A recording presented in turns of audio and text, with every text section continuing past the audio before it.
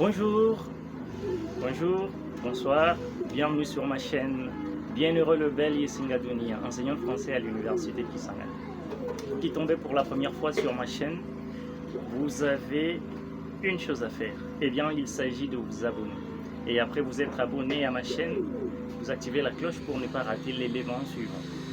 Et vous qui êtes déjà désabonnés sur la chaîne, suivez attentivement la vidéo, aimez-la et partagez-en le lien.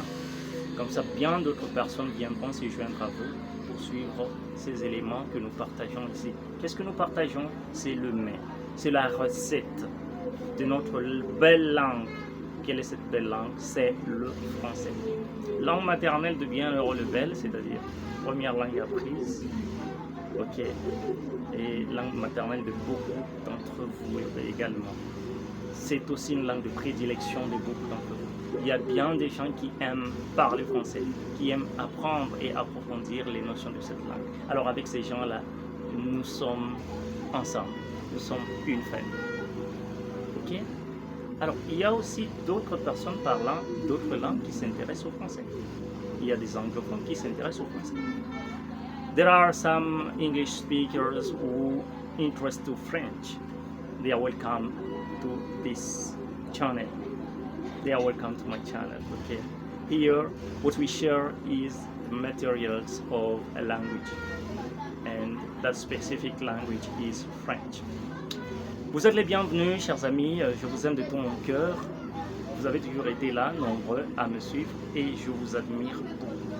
J'aime la manière dont vous vous y prenez sur cette chaîne, c'est-à-dire vous suivez et vous partagez le lien. Alors, de quoi nous allons parler aujourd'hui? Nous allons parler des lettres de l'alphabet français. Ces lettres-là, combinées, donnent des mots. Et les mots, à leur tour, mis ensemble, donnent des phrases. Voilà. Alors, les lettres. Vous savez que les lettres d'alphabet, on en distingue 26 en français. Ok? Parmi les 26, nous avons 20 consonnes et 6 voyelles. Ça, ce sont des notions que l'on enseigne depuis l'école maternelle. Voilà. Donc, 6 voyelles, A, E, I, O, U, I, c'est-à-dire Y, et 20 consonnes. Vous connaissez les 20 consonnes. Alors, lorsque les consonnes se combinent avec les voyelles, nous avons des mots. Mais attention, il ne s'agit pas d'une combinaison farfelue des lettres. Bien au contraire, il s'agit d'une combinaison sensée. C'est-à-dire, les éléments de la langue sur lesquels on débouche à l'issue de l'association des voyelles et des consonnes doivent être des éléments porteurs de sens, porteurs de signification dans la langue. C'est ça le mot. Lorsque les lettres se combinent pour produire des unités de la langue, ces unités de la langue sont porteuses de sens, porteuses de signification. Alors là, on parle de mots. Et les mots, on en distingue plusieurs dans la langue française. Il suffit tout simplement de vous intéresser aux pages de couverture des différents dictionnaires de français pour vous rendre compte effectivement qu'il existe une multitude de mots, plusieurs mots à travers la langue, en fonction bien entendu de la propagation, de l'extension de la langue française. Il y a des mots qui naissent en fonction des réalités qui naissent. Alors, les mots, on en distingue plusieurs. Cependant, ces mots sont groupés autour des ensembles que nous appelons les catégories grammaticales ou les parties du discours. Les éléments de la langue issus de l'association des consonnes et des voyelles. Cette association produit des éléments sensés, des éléments porteurs de signification, et ces éléments porteurs de signification sont catégorisés. Il y en a qui sont des noms, il y en a qui sont des verbes, il y en a qui sont des articles, des prépositions, des pronoms, des adjectifs, etc. Donc, certains grammairiens pensent qu'il y a 9 parties du discours, d'autres autres parlent de 10. Moi, je préfère avec vous parler de 9 parties du discours. Et dans ces parties du discours, nous rencontrons de mots de manière spécifique. Dans les éléments qui viennent à la langue, nous aurons comme ça le temps d'aborder catégorie après catégorie, n'est-ce pas, les genres d'éléments de la langue que nous rencontrons dans telle ou telle autre catégorie. Comme ça va vous donner une idée fixée sur cela. Quant à l'élément d'aujourd'hui, quant à la vidéo d'aujourd'hui, nous n'allons pas approfondir cette notion-là de différentes parties du discours, de différentes catégories grammaticales. Voilà, les mots sont regroupés comme ça. Alors, parmi ces mots-là, il y en a qui sont des mots simples. Des mots simples. Quel est l'exemple de mots simples? Chaise, émission, téléphone, tapis, chemise, nez, oreille, œil, bouche, oreille, etc.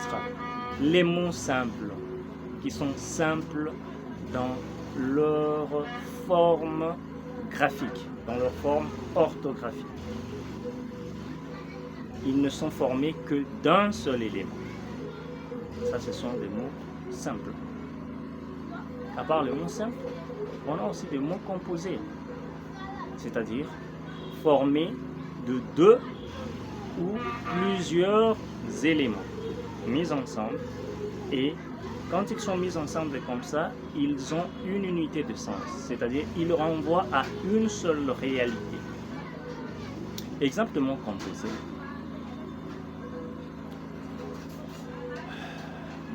Pomme de terre.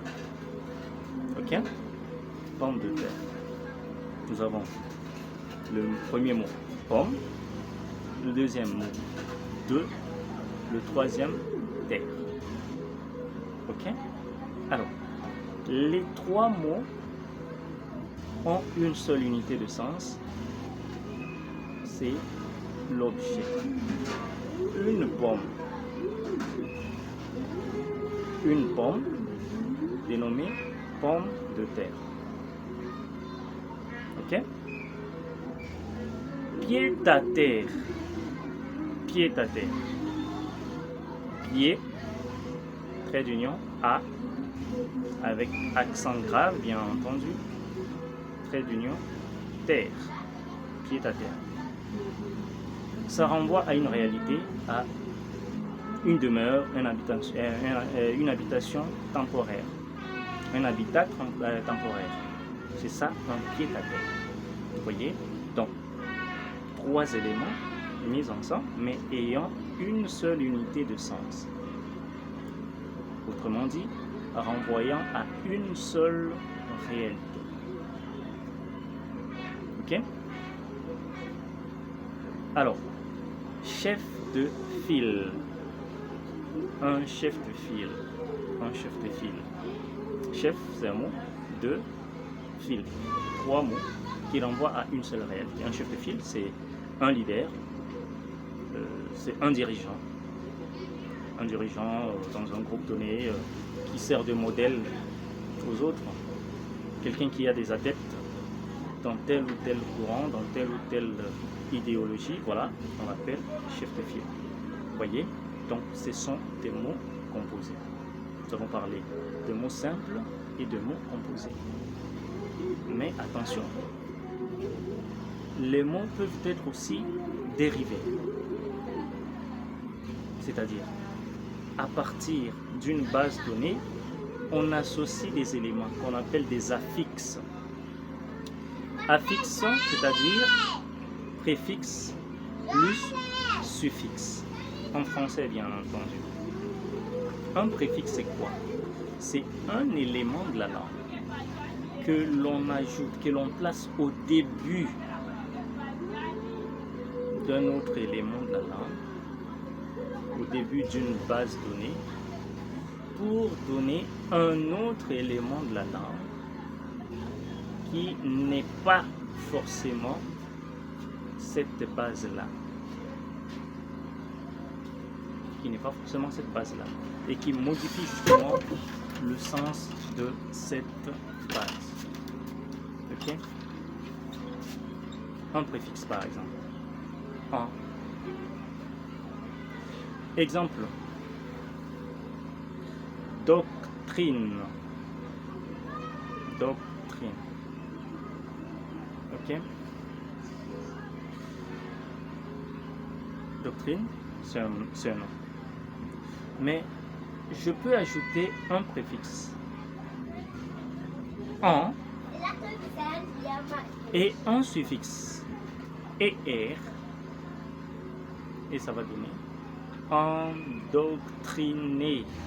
Endoctriné. Alors, nous quittons justement la catégorie grammaticale de nom doctrine pour la catégorie grammaticale de verbe endoctriner. Le verbe endoctriner, c'est-à-dire emmener quelqu'un à accepter, à partager comme ça une doctrine, à être adepte d'une doctrine donnée. C'est ça, endoctriner. Nous avons le mot d'or, qui est un verbe. Ok, d'or, c'est un verbe qui peut être considéré comme un verbe à l'impératif auquel nous pouvons ajouter le préfixe en et le suffixe ir, et ça donne endormir. Vous voyez, donc là c'est un mot dérivé, et nous parlerons de la dérivation plus tard dans les éléments qui suivront plus tard.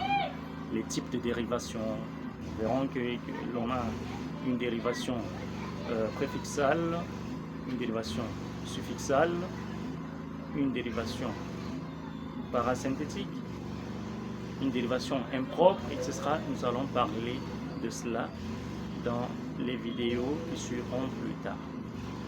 Aujourd'hui, nous avons dit que nous nous limitons aux mots, aux lettres d'abord qui forment des mots. Ce mot-là, nous en donnons les différentes variantes, et puis nous allons parler des phrases. Alors, notez que lorsque nous animons comme ça les émissions, ce ne sont pas toutes les notions qui sont abordées. Voilà l'utilité des commentaires que vous faites. Parce que dans les commentaires, vous pouvez poser des questions auxquelles nous allons vous répondre en complément à la vidéo. Parce que le temps imparti pour la vidéo est bien sectionné et nous ne devrions pas aller au-delà de cela. Nous devrions rester dans la limite du temps nous imparti. Voilà pourquoi, donc, dans la vidéo, certes, toutes les notions ne seront pas abordées. Les notions essentielles sont données, et si vous avez des questions, des zones d'ombre, vous posez des questions en commentaire et nous ne manquerons pas de vous y répondre. Voilà. Alors, les mots, nous avons dit qu'il existe des mots simples et des mots composés. Nous avons aussi des mots dérivés, nous en avons donné des exemples. Alors, combien de mots connaissez-vous? Les nombres de mots varient en fonction des locuteurs. Ok?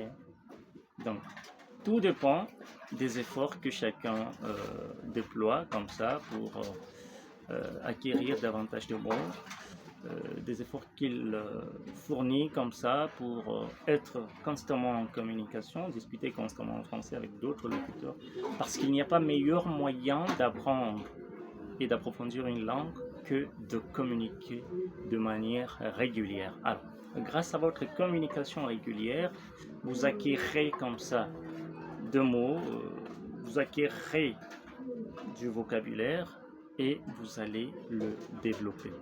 Donc, celui-là qui n'a pas l'habitude de communiquer en une langue perdra comme ça la chance de développer son vocabulaire à titre personnel, et perdra comme ça la chance de conserver, la chance de garder en lui les connaissances de la langue, parce que ces connaissances sont volatiles lorsque la langue n'est pas pratiquée. C'est pourquoi vous constaterez que quelqu'un qui connaissait telle ou telle autre langue pour autant qu'il n'en fait plus usage, on vient à oublier. On vient oublier certaines structures, on vient oublier certains mots, etc., etc. Donc, la langue, pour sa survie, a besoin d'être actualisée, et cela de manière permanente. Donc, tout locuteur désireux de conserver ses connaissances linguistiques et de les développer doit poursuivre dans l'habitude de communiquer en cette langue. Voilà, ce sont les mots dont nous avons parlé. Maintenant, les phrases. Les phrases, ce sont justement le résultat de la combinaison des mots. Nous sommes partis de la combinaison des lettres de l'alphabet, c'est-à-dire des consonnes et des voyelles, pour arriver aux mots.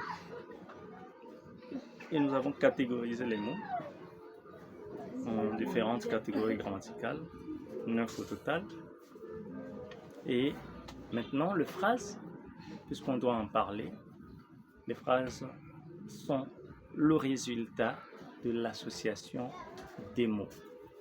Et un aspect important à ne jamais oublier, c'est que cette association lexicale, cette association de mots doit être porteuse de sens, de signification. Ce n'est pas une association aléatoire des mots qui peut donner des phrases. Ok? Voilà, ici intervient la notion de grammaticalité et celle d'agrammaticalité. La grammaticalité, c'est le fait que un élément de la langue, une unité de la langue, obéit aux normes grammaticales. C'est ça la grammaticalité.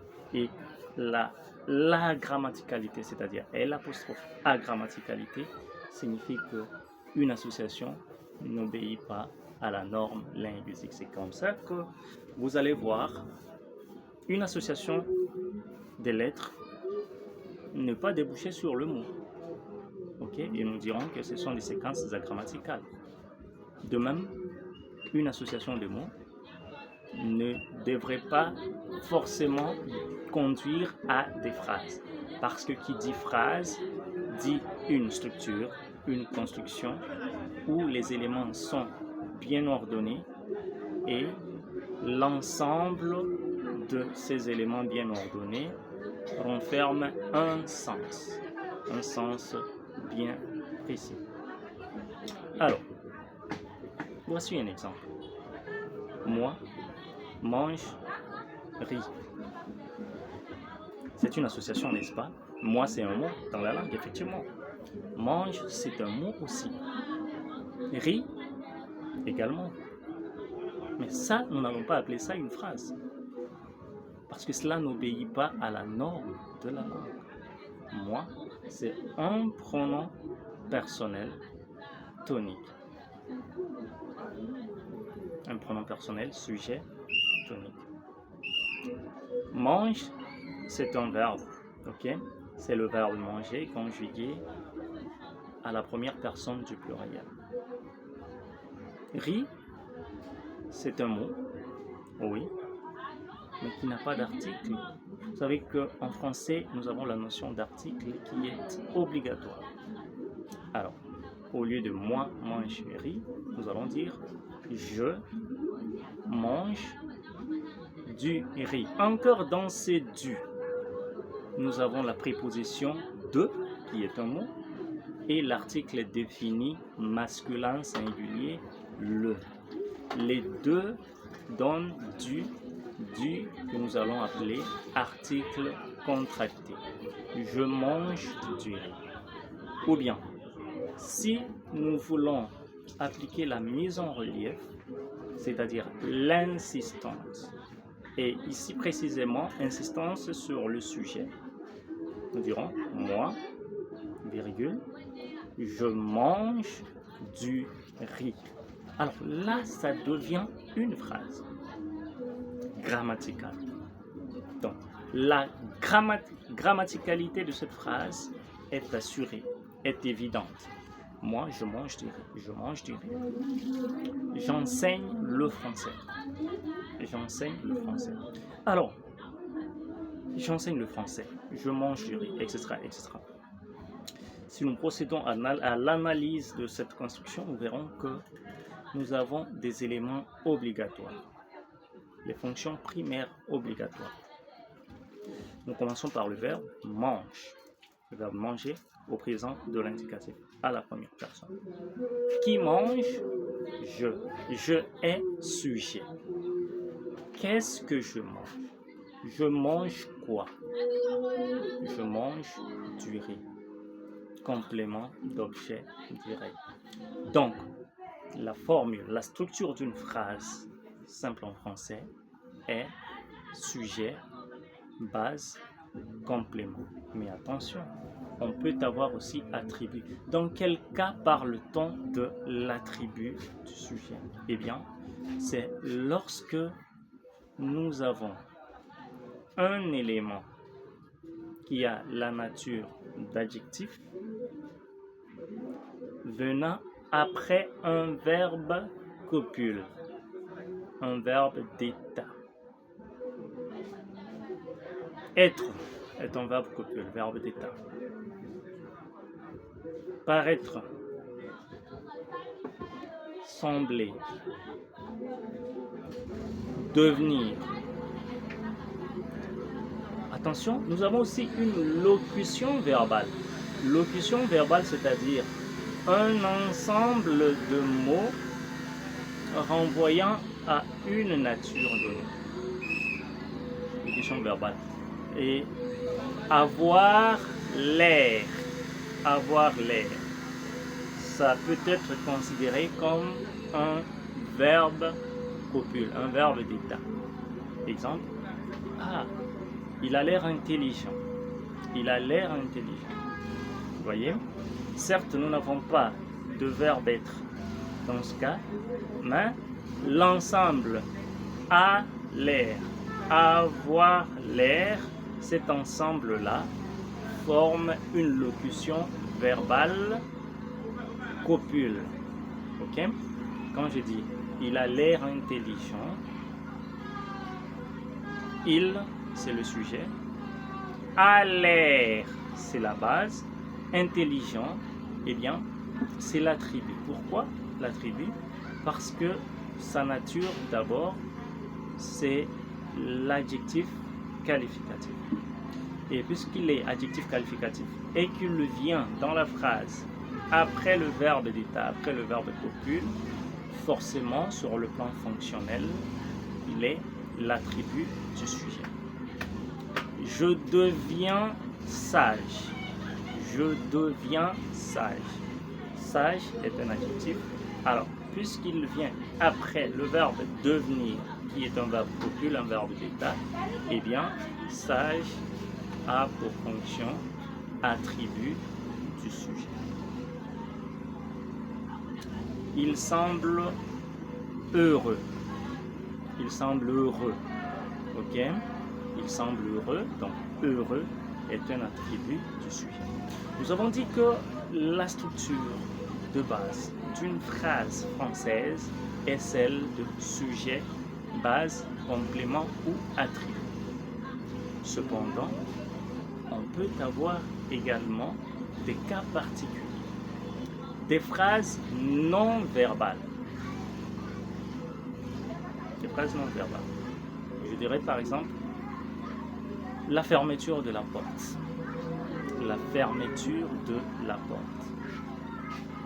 Existe-t-il un verbe dans cette construction? Bien sûr que non. Nous avons l'article là, fermeture non, la préposition de, l'article là, et porte non. Il n'y a pas de verbe, mais cependant, ça peut être considéré comme une phrase, mais cette phrase-là, non verbale. Donc il existe des phrases non verbales, à l'intérieur desquelles on ne rencontre aucun verbe. Mais on peut aussi avoir des phrases verbales sans complément ou des phrases verbales sans sujet. C'est possible. Phrase verbale, sans complément. J'enseigne. Ok? J'enseigne. Je fais quoi, j'enseigne? Je danse. Je mange. J'adore. Je marche. Je chante, etc. Donc, il n'y a pas de complément là. Donc, c'est une phrase verbale sans complément. On peut aussi avoir des phrases verbales sans sujet. Enseigner le français. Enseigner le français. Ok? Enseigner le français. Donc c'est une phrase qui n'a pas de sujet. Qui enseigne? On ne connaît pas. Mais attention, lorsque nous avons affaire à la phrase en respectant la structure, sujet, base, complément, la fonction du sujet peut être assumée par plusieurs éléments représentant telle ou telle catégorie grammaticale. Ok? Allons-y. Je mange du riz. Ok? Je, c'est un pronom personnel. Ok? Ça occupe la fonction de sujet dans cette phrase. Les enfants vont à l'école. Les enfants vont à l'école. Les enfants, ok? C'est un nom, ok? Parce que là, nous avons l'article défini pluriel, les, puis le nom enfant, ok? Les deux forment le groupe sujet, n'est-ce pas? Ils sont le sujet de la phrase. Attention. Enseigner le français est ma profession. Enseigner le français est ma profession. Attention. S'il vous est demandé de procéder à l'analyse fonctionnelle de cette phrase, comment vous y prendriez-vous? Enseigner le français est ma profession. Alors, enseigner le français. Ça, c'est le sujet. La base, c'est est. Ok? La base, c'est est. Et ma profession, c'est quoi? Enseigner le français. C'est quoi? C'est ma profession. Ok? Ça, c'est le complément. Vous voyez? Enseigner le français est ma profession. Malgré l'infinitif que nous rencontrons au début de la phrase, eh bien, cette séquence-là n'a pas la fonction de base. Il ne s'agit pas là de la base de la phrase. Donc, le sujet, dans l'analyse fonctionnelle, bien entendu, le sujet de la phrase peut être assumé même par un verbe. Quand je dis « chanter donne du courage à marcher ». Travailler est vital pour la santé.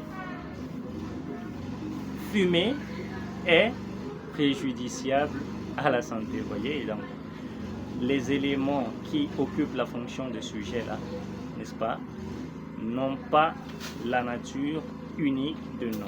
Donc ils ont tantôt la nature de verbe, tantôt la nature